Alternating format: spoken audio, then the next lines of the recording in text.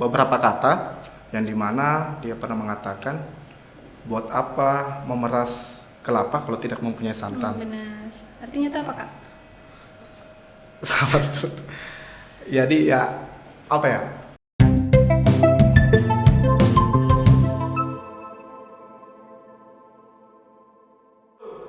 Halo semua, kembali lagi di Cipras, cerita inspirasi Unsultra.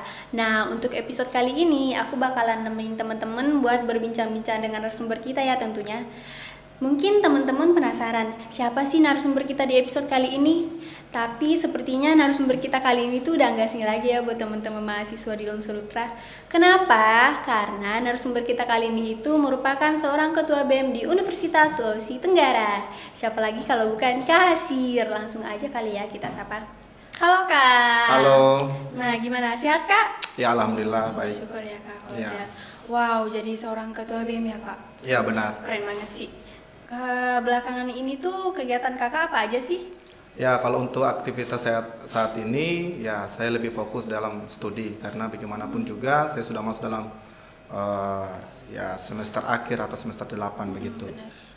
Nah, kalau jadi ketua BEM tuh susah nggak sih Kak?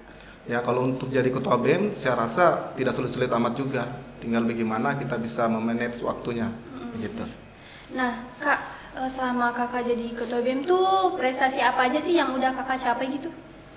Ya selama saya jadi ketua BEM ya alhamdulillah pada saat saya terpilih di bulan 11 di situ saya pernah mendapatkan juara 3 di tingkat Polda Sulawesi Tenggara. Jadi lombanya itu adalah lomba orasi ilmiah yang dimana pada saat bulan 11 itu ya sambil menunggu pelantikan saya melihat flyer atau pamflet ya. Di situ saya mencoba untuk mengisi waktu luang di saat itu. Tentunya dengan harapan teman-teman yang ada di Unsultra, karena bagaimanapun juga saya orangnya aktif ya di jalan. Kemudian juga ya untuk mengaktualisasikan keilmuan kita di lapangan itu tentunya kita mengikuti lomba-lomba ilmiah itu. Ya alhamdulillah kita mendapatkan juara 3 pada saat itu. Wow, keren sih Kak. Ya, kemudian setelah dari itu juga prestasi saya kedua yaitu lolos PKPMN. PKPMN itu apaan Kak? Jadi PKPMN itu adalah pelatihan kader pemimpin muda yang dilaksanakan oleh Kemenpora pada saat itu. Wow. Ya, tentunya ya saya juga pernah mendapatkan pelatihan selama 2 minggu lamanya. Ada luring, ada daring gitu. Yeah. Kemudian juga saya mendapatkan salah satu mentor namanya Bapak Asdep. Jadi beliau pernah mengatakan kepada saya dalam program itu ya ketika kita menjadi pemimpin ya harus menciptakan inovasi dan kreatif di perguruan tinggi ataupun di daerahnya sendiri. Jadi pernah ada saya mengutip beberapa kata yang dimana dia pernah mengatakan, buat apa memeras kelapa kalau tidak mempunyai santan. Benar. Artinya itu apa Kak? Sabar dulu. Jadi ya apa ya? Artinya begini. Jadi sempat dia katakan kutipannya itu buat apa memeras kelapa kalau tidak mempunyai santan? Buat apa memeras anak muda kalau tidak menjadi seorang pemimpin? Oh, keren banget Kak. Jadi gitu maksudnya. Nah Kak, aku mau nanya deh, masa jabatan Presma tuh berapa lama sih? Terus keuntungannya tuh apa aja? Jadi kalau untuk masa jabatan ya karena sesuai dengan GBHO dan GBHK dari MPM dan kemudian juga sesuai dengan SK Rektor. Jadi kami itu dimandatkan selama 1 tahun periode. Ya walaupun waktu yang sangat singkat, ya tentunya harapan saya ke depannya siapapun yang terpilih jadi ketua BEM ya bisa melanjutkan estafet kepengurusan kita dengan program-program yang bisa memajukan universitas, khususnya juga di bidang kemahasiswaan begitu.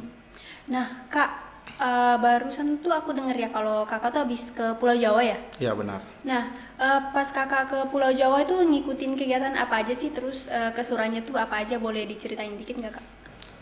Jadi waktu saya ke Jawa itu sebenarnya itu adalah kegiatan kongres atau temu nasional yang dilaksanakan BEM Nusantara. Iya. Ya tentunya karena saya adalah calon Iya. yang dimana saya ikut konsultasi pemilihan dalam hal itu, ya saya sempat menghadiri 5 provinsi. Provinsi apa aja tuh Kak? Jadi provinsinya itu pertama DKI Jakarta, kemudian Jawa Tengah, Jawa Timur, NTB, kemudian Makassar.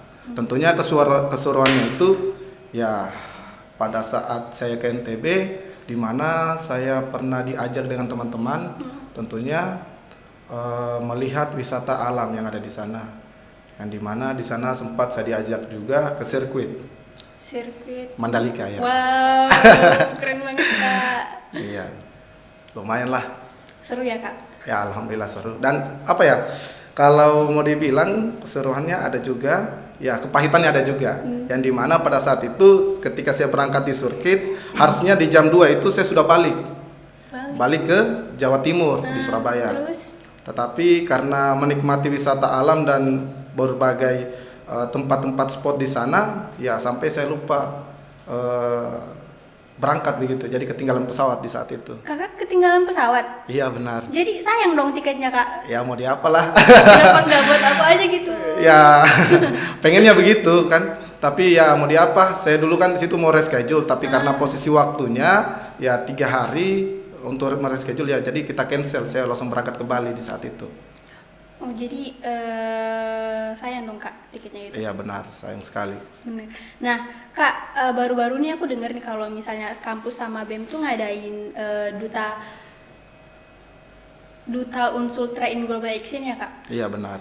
Nah Kak, kan ini baru ya di Unsultra. Iya. Kakak boleh ceritain dikit nggak sih Unsultra in Global Action tuh apaan sih Kak? Jadi Duta Unsultra in Global Action itu adalah kegiatan yang dimana itu skala tingkat universitas. Tentunya kegiatan ini kita laksanakan karena bentuk apresiasi kepada teman-teman yang pernah mengikuti Pilmapres. Yep. Nah, jadi tujuan dari Duta Unsultra ini ya bagaimana bisa melihat potensi teman-teman mahasiswa. Tentunya mereka ya mempunyai kriteria. Jadi kriterianya itu ialah mereka ya terpilih selama 1 tahun mengabdi sebagai Duta Unsultra, kemudian juga maksimal usia itu 24 tahun, kemudian mempunyai IPK 2,75 dan bisa berbahasa Inggris dasar begitu. Oh, berarti itu syarat-syaratnya ya Kak? Iya benar, kurang Nah lebih. Kak, kalau misalnya aku nih Iya. daftar terus udah kepilih tuh jadi Duta Unsultra in Global Action. Iya. Nah keuntungan aku tuh apaan Kak bisa jadi itu Duta Unsultra? Jadi keuntungannya sebenarnya ya Anda bisa menemani Pak Rektor dimanapun, dan misalkan juga kalau ada kegiatan-kegiatan di luar dari kampus bisa didelegasikan atau mungkin diberangkatkan. Ya tentunya banyaklah yang bisa kita ambil dan petik dari kegiatan Duta Unsultra in Global Action itu. Nah Kak, aku mau nanya deh, kan selama kakak jadi ketua BEM tuh ada nggak sih Kak program kerja yang belum kakak capai gitu? Jadi kalau untuk program kerja yang belum saya capai itu masih ada 2. Tentunya kegiatan ini yang insya Allah kita akan laksanakan, yaitu kegiatan Unsultra Camp atau pelatihan kader pemimpin muda. Kemudian juga kegiatan yang terakhir itu ya BEM Care, itu akan kita laksanakan mungkin kira-kira setelah sebelum akhir jabatan kami gitu. Jadi bentar lagi dong Kak? Iya benar, jadi masa periode saya tinggal 5 bulan kalau tidak salah. Bentar lagi ya Kak? Iya benar. Nah Kak, sekarang aku punya pertanyaan challenge nih, Ya. atau tantangan buat kakak. Kakak tuh lebih milih organisasi atau akademisi Kak?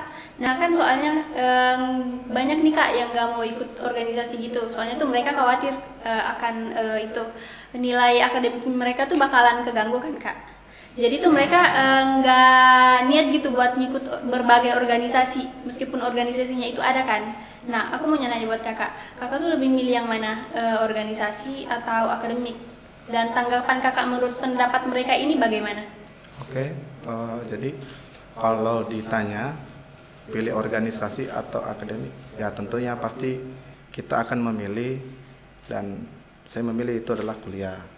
Ya, tetapi namun kemudian ya sebagai mahasiswa yang dimana kita telah diamanahkan kepada orang tua, ya masuk di perguruan tinggi itu ya harus selesai. Ya, karena sebagai mahasiswa juga selama 4 tahun kurang etis dan kurang elok menjadi seorang mahasiswa yang ideal.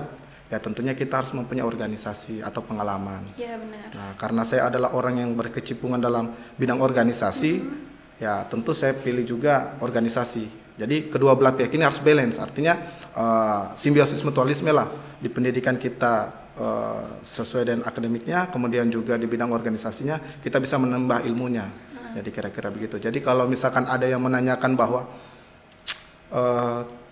itu mengikut organisasi itu kurang baik, saya rasa tergantung dari orangnya saja, ataupun juga tergantung dari bagaimana mereka bawa dirinya. Karena alhamdulillah selama saya mengikut organisasi dari semester 2 sampai saya semester 8 sekarang, prestasi saya tetap ada dan perkuliahan saya di atas IPK 3,0. Jadi artinya dalam hal ini organisasi itu menunjang juga untuk akademik saya. Jadi nggak bisa dipilih ya Kak? Iya.